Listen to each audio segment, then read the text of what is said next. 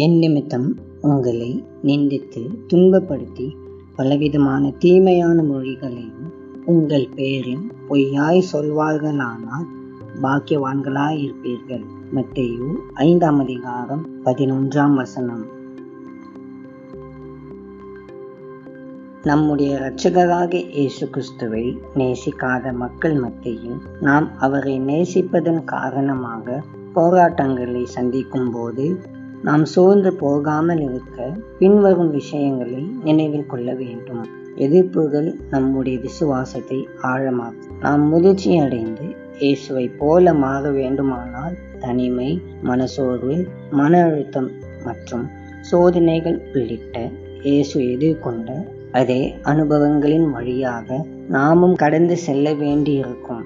ஆண்டவர் ஏன் அத்தகைய விஷயங்களை அனுமதிக்கிறார்? ஏனென்றால் எதிர்ப்புகள் நம்மை இயேசுவை போல இன்னும் அதிகமாக மாற்றக்கூடும். காரணம், விசுவாசம் என்பது நம்முடைய உடலில் இருக்கிற ஒரு தசைநாரை போன்றது.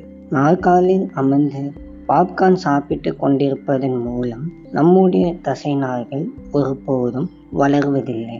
மாறாக அது இழுக்கப்படும் போது, சிரமத்திற்கு உள்ளாக்கப்படும் போது, சோதிக்கப்படும் போதுதான் வளர்கிறது.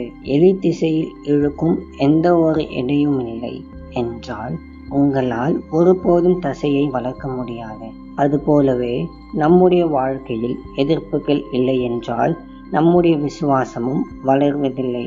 தங்களுடைய விசுவாசத்தில் அதிக சோதனைகளை எதிர்கொள்பவர்களே தற்போது உள்ள உலகில் மிகவும் உறுதியான விசுவாசத்தை கொண்டிருப்பவர்கள் ஆவார்கள். அன்பின் ஆண்டவரே, உமக்கு நன்றி. கர்த்தாவே, இந்த நல்ல வேலைக்காக ஜெபிக்கிறோம். ஆண்டவரே, நாங்கள் இந்த நாளிலும் நீ வைத்துள்ள எங்களுக்கான திட்டத்தை நாங்கள் நிறைவேற்ற வேண்டிய கிருபையை தாரும். கர்த்தாவே, நாங்கள் எப்பொழுதும் உம்முடைய ஆவியினாலே நிறைந்திருக்க எங்களுக்கு உதவி செய்யும். நீர் எங்களை எல்லாவற்றிலிருந்தும் ரட்சித்து வெற்றியை தருவதற்காக ஸ்தோத்திரம். நாங்கள் எப்பொழுதும் உம்மையே நம்பியிருக்க எங்களுக்கு உதவி செய்யும். இயேசுவின் மூலம் ஜெபிக்கிறோம் எங்கள் நல்ல பிதாவே, ஆமென்.